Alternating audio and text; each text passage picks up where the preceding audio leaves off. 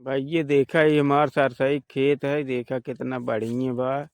बहुत निक सरसों भाई ये हो जाए साल में खाए बेरे होए कमी न रहे। 9 बेसा सरसों बोए यही भाई ये 9 बेसा यही बोए यही और एक जगह 5 बेसा बोए यही। इतना हो जाए साल में तेल की कमी न रहे, बहुत बढ़िया होए। और वो बात बा देखा भगवान दे दी है बड़ी निक सरसों होए भाई ये। कुल भगवान एक माथे बा जौन करही वही करी करें करावें बन जाए सोई। जौन करत हन भगवान करत हन भाई ये देखा बहुत निक सरसों हुए। अब देखा प्रभु का करत हन कुल नहीं खाते बा। किसान एक भाई ये अपने फसलें से उम्मीद रहा था, हमहू को अपने फसलें से उम्मीद बा।